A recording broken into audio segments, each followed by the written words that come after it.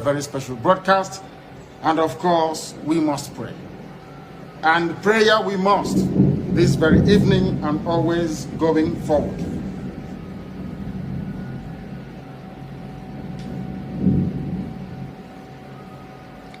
And I will pray in the language of heaven, because Chukwukika Biama is in control of all that we have been doing and will continue to do until Biafra is restored and all the suffering indigenous populations in the damnable zoological republic are set free. Chineke na nke pụrụ ihe niile Chukwukika Biama ya ndefe na aja aha nsọ ya mma mgbe niile. Onye ọbụla na ya na-achị eluigwe n'ụwa na-agba akaebe ịhụnanya gị na ebere gị amara gị n'ọmịiko gị ebe ndị gị na-eze ekpere ngọzi. Anyị wee na-etoghị agbanyeghị atụmatụ ọjọọ niile nke ndị iro, iwe nye anyị ndụ ala nke dị n'uwe n'ụbọchị nke taa. Anyị wee na-asị na ịja mma niile otu niile dịrị aha nsọ gị, onye ọ bụ naanị aka ike niile na ọ gbadara aka ya. Anyị wee na-akpọku gị na-asị gị na nke ọma anyị ga-ekele gị, nke ọjọọ ma anyị kelee gị. Anyị wee na-aja gị mma, wee na-etoghị, wee na-asọpụrụ gị n'isi ụmụ gị niile bụ ndị ikwu ndị wee ezu oku mgbe a kpọrọ ha ka ha wee chekwaa ala nsọ gị bụ Biafra onye nwụ na Chineke, na ihe ndị kwuru anyị nkwa na o mekataghị ka ndị iro wee were ala nsọ Biafra onye nwụ na Chineke na nke bi n'igwe. Agbanyeghị atụmatụ ọjọọ niile nke ndị iro ma ndị na-agba mgbọgba ebe niile dị iche iche onye nwụ na Chineke nna ihere bụ nke ndị dị etu a n'ụbọchị nke taa. Anyị wee na-etoghị, wee na-asị onye nwe anyị na Chineke nna nke pụrụ m ihe niile, onye ọ bụ naanị ya na-azọpụta, onye ọ bụ naanị ya bụ okwu ya niile bụ ihe na amen. Anyị wee na-asị ezi ebube dị ngọzi na n'ụtụtụ na ịja mma na nsọpụrụ site n'ebighị ebi ma ruo n'ebighị ebi. Ise ise ise. Welcome, my amazing viewers. Thank you so much for joining me on my program once again. I appreciate you wherever you are joining from. If you have not subscribed to my channel, please kindly subscribe to my channel. Click the notification bell so that you'll be notified each time I upload a video. You will be among the first to receive it. Thank you so much and remain blessed. If you are joining me from Africa, Asia, Europe, America, Australia, or any part of the world, I thank you very much for your contribution. Please, each time you watch my video, go to the comment section and put down your comments. That is where we'll learn from each other. Well, thank you for inviting me in the first place. And good morning. It will be difficult to have this analysis and the line you're doing it. I believe the situation in Anambra, and in fact the rest of the Southeast, is getting even more complicated. It's not just holding election on Saturday. There are a lot of precursors before that election comes up. The case of Nnamdi Kanu has further complicated the matter in the sense that the common people in the various villages are asking questions. How do we have a young boy whose crime was to ask for honesty, for understanding, for justice for his people, and in a country where you ask for justice, a gun is placed on your head, and we leave him languishing in prison, and people are talking about election? This is the tendency of people saying there will be no election. And there are parties running around. Nobody appears to be interested in what is happening. And in the past few days, the situation has even been more complicated with the fate of Justice Mary Odili. So it does indicate that there is a defined process to decimate a people, or like the government says, dominate a people and decide what happens there. So the candidature is not just now about whether somebody is qualified. If they have a basic certificate and have experience, that's qualification in Nigeria. Whether you have performed in the past is not relevant anymore. So we're now looking at Saturday's election from the point of view of candidates who will have courage to be able to discuss the very serious situations in Anambra, which also affects the rest of the Southeast. We have fundamental problems of existence. There's an existential problem in the Southeast, and Anambra typifies that. So it's not just people running around, we're going for an election. Trying to discuss that, and they get into, supposing Mrs. Odili had been killed in this raid in a country where a Supreme Court judge is messed up, still from the Southeast, you can see it is a lot more complicated problem than just going to vote. So if I could if you could just shed some light on this matter for us, if you will. So what is the thinking? Is it that if they don't let elections or want elections to hold, and then assuming elections don't hold, what is that going to achieve? Because the gentleman you spoke about is undergoing processes in the courts. The factor you also raised now about they've said they're going to investigate it. So all of these things also have processes. Yes. So if the elections don't hold, what will that have achieved? Well, majority of us are conversing that elections must hold. But we are now discussing about what kind of candidate will appear to be governor of Anambra with the courage to want to face the realities on the ground. And that was why I had to give you the initial problem of Nnamdi Kanu and Odelis now, which are complicated. It's not just people running around, I want to be governor. How many of them have taken the courage to even mention, to defend our sons and daughters? Some arrested, some killed, and nothing is going on. So when I look at I narrowed it. It was another television station that I narrowed the governorship to 3 main candidates. And then I said it was Soludo, it was Valo Zubo, and then Obiora Okonkwo. And her reasons why I had to narrow it. And yesterday I was looking at their debate. It was Andy Oba, Soludo, and Val. They removed... you didn't include Senator Andy Oba? They didn't include Obiora Okonkwo. Well, probably they did it on parties with platform. Maybe parties that have been in government. They must have a reason. I didn't know what their reason was. I didn't watch it from the beginning, so I didn't know whether they gave a reason. What was your reason for leaving out the APC candidate? Myself? Yeah. Because initially I said he wasn't competent to be governor. He had no business wanting to be governor of Anambra State. Absolutely not. Okay. First, he's not qualified. He's not qualified to be governor. Secondly, he organized with his boss then the kidnap of Ngige that failed. And that kidnap failure dissolved the state executive of PDP, and that was when I was appointed chairman of party. Are you speaking about this from the point of view of perhaps documentation or reports, police reports? No, what I'm saying that I worked as chairman of PDP for 3.5 years, 3.5 months, and sometimes I was on this your channel and AIT, and I told the government what really happened, told the world what happened. Yeah, but is this backed up by any police documentation or anything? Well, how do you back criminality with documentation that you can lay hands on? Yeah, it was clear that Anambra State government house was attacked. But those are the agencies responsible for investigating the police was responsible for investigating criminality. Well, do they investigate in this country? If government is supervising the criminality, how do we investigate it? Well, Mrs. Odili's house was just attacked, and the Attorney General of the country has not spoken about what is going on there. Well, he has. He has. And what has he said? He said he doesn't know about what is going on. Yes, he's spoken. Doesn't that look very funny to you? That a department under him organized the police, the army, they have faces, and the Attorney General is telling us that he doesn't know. Well, at the moment, a second. All of these agencies have denied complicity. So yes, that's the question we were asking. It shows you how beautiful. Who is responsible? It shows you how beautiful the country is. Okay, now we are running the country beautifully. Everybody who should know is denying that they don't know what is happening to a Supreme Court judge. So if she was killed that night, it will be fate. Well, the country is asking the question. People need to know what actually transpired. So you know, why we have to have these fundamentals is that we need a governor who is not just qualified, but who will have the courage to defend what not just Anambra is facing, but what the rest of the South is. Okay, because Chief, we are now becoming an endangered species. Okay, because I will name a candidate here. I will name.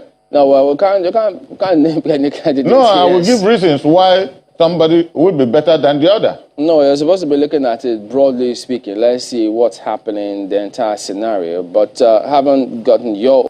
Thank you, Mama Okwe. Well, Chief, one of the issues that comes to mind here, Chief, is, elections are already pretty much in play.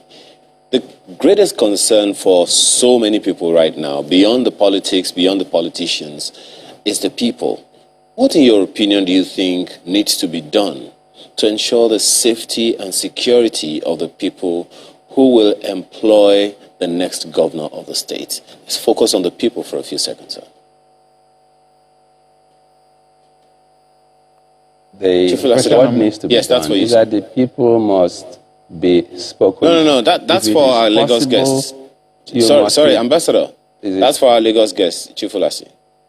Well, you know, I listened to my good friend. Incidentally, you can see time changes everything. There is no secret that time does not reveal. I'm shocked beyond belief for my very brilliant friend and an architect who was an insider and knew what happened, how it was plotted. And they plotted it and went on tour. But I don't want to dwell on that. That's not why we're here. We're here to discuss the Anambra election, and he has now taken it to another stage of mentioning who he thinks will win and giving reasons, which looks to me ridiculous. But Jerry is somebody I love very much. He's a very bright boy. So, because I've been useful to him too politically. I think the situation you asked about, the insecurity, only one person does as things stand now. You know, I gave a background. Our background will relate in relation to the problem, what is facing the Southeast now. It's Nnamdi Kanu. Nobody should deceive himself about that. The governor, Enugu governor, is now taking up a serious initiative to see what to be done. So anybody who is going to be governor in Anambra State must be prepared to face it squarely. The question here, sir, is what do the people themselves need to do? What does government need to do to ensure the safety and security of people? Well, we know that, just a second, we know that government has, we know that government has deployed, you know, policemen, hundreds of commanders, and even the military has done some deployment to the effect. Do you think that is sufficient to ensure the safety, to assure the people that they are safe and secure to go vote? Look, you know, I don't want to go into the details of this imported violence. Let me tell you, because I was kidnapped on the 26th of last month, the people who kidnapped me told me what was going on. They are being hired from outside to create violence in Southeast. Most of the violence taking place in the Southeast are not from Igbos. People in certain situations pay people to create mayhem in their land. Unfortunately, because they wanted a situation like that to develop, and that was why the Attorney General of the Federation demanded that a state of emergency be declared in Anambra, as if the situation in Anambra was anything near Niger State, where the governor says he's lost control of his state. He's lost about 400 communities. As if the situation in Anambra and South is anything near what is happening in Katsina. As if the situation is anything near what is happening in Zamfara. And neither the bandits and the herdsmen have been declared terrorists. So tell me, apart from these occasional stops and gyration, what has IPOD done that was so significant to send the Nigerian armed forces to dominate the Southeast? You cannot, on a comparative analysis, say that what IPOD had done over the years has anything in relationship with what the carnage that is going on in Northwest, Northeast, and North Central. So, but what I'm saying is that of the candidates I mentioned, let me get back to the business. The three candidates I mentioned, very qualified, but topmost on the qualification is Professor Toludo. He's not from my party. He has not even told me. But the qualities following him is incredible. You cannot discuss it. He has courage. And I was watching the television interview, a program they had yesterday, their debate. He said he was the only one who went to Kuje prison to see Nnamdi Kanu, and that led to his release. So he has the capacity to engage the federal government, because if you don't discuss the question of Nnamdi Kanu, there will be no peace in the Southeast, whether anybody likes it or not. And the case of Mrs. Odili has further complicated the matter now. So we need a governor who has courage, who will look at the federal government at the face and say, why don't we sit down to dialogue? Like Jerry Gokwe said, we need to sit down to talk. But it doesn't appear this government wants to talk. we're trying to look at ways to ensure that this election is safe for the people who will come out to vote, is credible. I mean, on the side of INEC, INEC has been speaking. The security agencies have been speaking as well. But for the politicians who are the major players in this, interestingly, even IPOB has said that, well, the insecurity we have seen in the states is not from ESN, that is from politicians. So it looks like we need to really have a proper sit down with politicians and have a good talk to ensure that this goes well. So, Chief Ulasi, first, I recall that you retired from politics in 2017, thereabouts. You said that you were not interested in that anymore. But when you referenced my party earlier, yes, we know who you support, but are you back in the saddle now? So we know where you stand first before I put in the next question. Are you back in party politics? Well, not necessarily. The kind of policies I'm involved now is looking to get out authentic Igbos that will take responsibility for the security of our people. And we want to start it with Anambra. So when you say my party, what do you mean? Well, I used to be party chairman of a party. I have not officially, resigned. Okay, so party. But what I'm saying, you talked about security. No, so you're still with the PDP, right? Theoretically, yes. No, you're either with the PDP or not. No. I mean, I'm an elder now, and I'm open because all the candidates have come to me. All the candidates have come to me. Okay, let me simplify this. And advise them, if they were restricting me to be a PDP member, they won't come to me. So are you a card-carrying member? I have to live above party. And, I laid the foundation here about what the interests of the Igbos are now. And our interest is security of life and property. Definitely. Chief Ulasi, but just to be clear so our viewers understand and get closure on this, are you a card-carrying member of the PDP or not? I was a card-carrying member. So you're not registered with the PDP? No, as of now, I'm not registered with PDP. So it's safe to say you're not a party member? Yes. Okay, so talking about now the security angle. In fact, there's a lot of issues, for Anambra to resolve, but it looks like security is top on the front burner. So let's try to resolve this. And I also recall in 2017, you referenced some warlords, is it from South Africa, who are coming to cause mayhem. That was at that time. You're a politician, and you said that theoretically you're with the PDP, you're an elder statesman or elder party man at this time. But from your reading, from the interactions you've had with politicians, you've said that the major candidates have come to you, as it were. What's your reading of this insecurity you have seen? Is it still what you referenced in 2017? Is it different? And what do we need to touch to ensure that this is brought to an end? Well, the responsibility for the protection of life and property is entirely on the federal government of Nigeria. The governors are, I don't know what to call them, security handkerchiefs. That's what they are. A few days ago, the National Security Advisor, and I must concede, I'm very humbled with knowledge and good delivery, very brilliant man, came out after a National Security Council meeting and gave Nigerians the details of what happened in that meeting, that they took a decision that this Anambra State should, as the president had earlier said, be dominated with the Nigerian military. And I was asking, a Security Council meeting was held for the purpose of making sure that there is security in Anambra election. Not a single human being from either the Southeast or the former Eastern region was involved in that Security Council. Not a single human being. And they did not even go to the extent of inviting any of the governors, especially those that support them, to be able to learn from them, apart from what their own security information give them. Recall that the governor of Anambra actually visited. No. The governor of Anambra State went after the killing of Professor Kunyili's husband. So do you know what was discussed then? Do you know if security or issues like that were not discussed? But I'm talking of what he did not attend the National Security Council meeting. Is he a member of the National Security Council? Well, you can have an expanded Security Council meeting. It happened under Obasanjo. Okay, so the sense is, you're not exactly sure, the process, the governor visited. No, the process. That may have been tabled. There is a process. Of course, it was tabled. The process, the process is not hidden.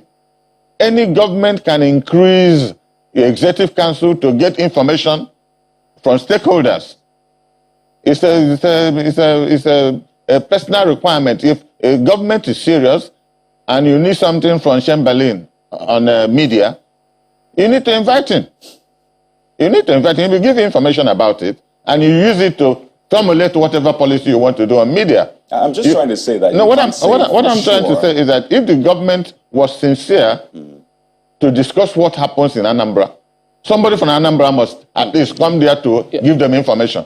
So, Chief, are you saying that all of these things have got to be fulfilled before Saturday's election and confidence is restored to the people to come out and vote?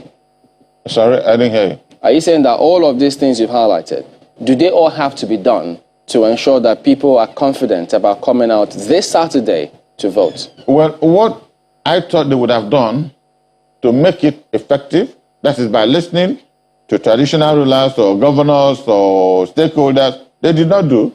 At least not to the best of my knowledge, they did not do. They have given instruction on their decision, and their decision is to dominate Anambra State with the military. Whether that domination will aid people coming out to vote, we don't know.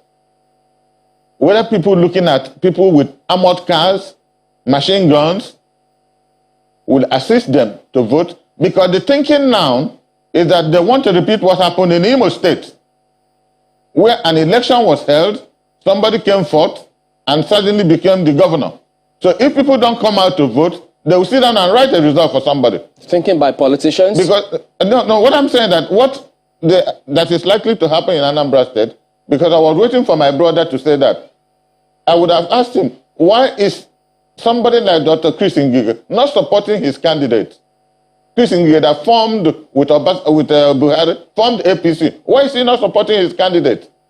But his candidate, who do you mean? I mean the candidate of APC. But he's part of the campaign. Where have you seen him in campaign? No, he's actually part of a member of the campaign. They announced his name as member of the campaign. He's never been there. Okay. Well, and he was the first person who said that there was no primary in Anambra State and has not changed it up to today. Okay, well, I think Mark has got so, I mean, these are factual. Mark, we're doing moments with Chief Daniel last year as well. But, Chief, would you be going out to vote on Saturday? I will be where the voting will be taking place, because I cannot vote.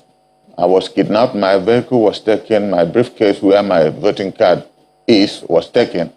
Therefore, I have to be there just to make sure my people go out to vote. Do you think your people will be confident to come out and vote on Saturday? Well, before I get to that, I want to say something. Yeah, but you said, just answer, then you say something. You said, do I think that my people will do will come out and vote on Saturday? Yes, they will come out and vote. I'm going home on Thursday. I have a program in Abuja tomorrow, and I'll straight fly to Enugu. I'm going home on Thursday morning. If you doubt, send a representative to come to Neu. My people will come out to vote, because this election means so much to us. My brother there claimed, because I didn't know the nature of the discussion anymore. I was just looking at it. It was getting funny to me, because I want to say emphatically that any Igbo man in Anambra State who joins APC for as long as Nnamdi Kanu is languishing in jail is a saboteur. Well, Chief, we can't say that, because... Now, I'm telling you, because it is fundamental for the survival of our people that injustice has to be removed, and we look at him as a symbol of defending that injustice. That may be your opinion, yes, but it is a democracy. People have a right to join wherever they want. No. And we have to respect that. I concede that right. So let it reflect in your response. Chamberlain, the circumstances the Igbos find themselves is no more democratic. It is existential. We are now fighting for our own existence. And anybody that supports the institution that makes it impossible for us to survive becomes suspect. But then, the thing about all of this is... And you forgot to know that the Constitution said before you leave your party to another party, there has to be a division. Yeah, These people moving, what is the basis of their movement? But Chief, we can't get into that subject matter, because while you were chairman of PDP, several people moved from other parties to your party. So it happens to all political parties. Not at all. So politicians should just leave on this your network. That subject on this your network, if you remember, when Tambuwal, as Speaker of the Federal House, after addressing his colleagues, paused and came back to tell them that because of situations in his state, he was leaving the PDP to APC. And 2 days after, you invited me, and I said it was criminal that he should not be in that office a day longer. But the processes of the Nigerian law, nobody did anything. Today he's back to PDP.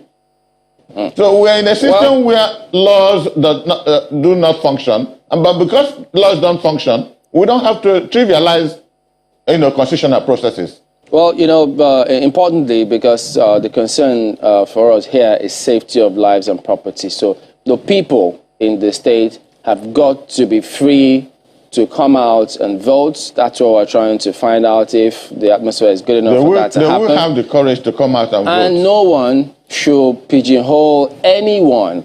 It's a democracy. People have a right to their opinion, and we all need to respect that. We could disagree with it, but we need to respect it, because at the end of the day, we still have to have a scenario where people can discuss their ideas intelligently. Ideas have got to contend, then the superior ones have the day. It's the rule of law, not the rule of force. And I think that those are the ideals we should project and protect. If I must comment before I leave, I wasn't challenging anybody's right to move from one point to the other. And I started an argument by laying the foundation that the election happening in Anambra State is not just like any other state, that we had fundamental problem of lives and property of our people as concerns with Nnamdi Kanu. What is happening in the South it's not happening in any other place. All right, Chief, we need to move, because, if we bring out the fact now that Masob, while you were chairman, some of these things happened, and many questions, how could this have happened? So there are different scenarios, and it's unending. But at the end of the day, we'll just hope when I was chairman, that Masob did what? Well, we'll just have to... No, because you just made a statement. I was chairman of party for 3.5 months, and Masob wasn't operating. No. So the question a lot of people will ask is, going back to how the government, branded Masob, arrested leaders, with this a similar scenario. And they'll ask, what did you say about people joining, the central party in government then? Did you say there were saboteurs at that time? So a lot of people will look back and wonder, what is different now? And there is no going back.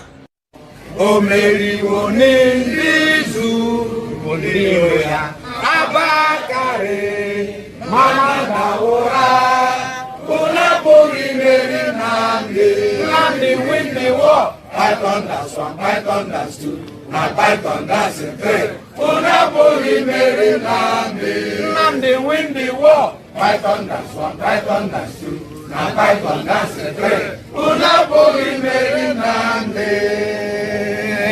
Nande bo onye du aimo o meri woni nizu ngiro ya Abakare Mama Daora Unapuri Meri Nandi win the war. Python that's one, Python that's two, now Python that's a three. Unapuri Meri Nandi win the war. Python that's one, Python that's two, now Python that's a three. Unapuri Meri Nandi.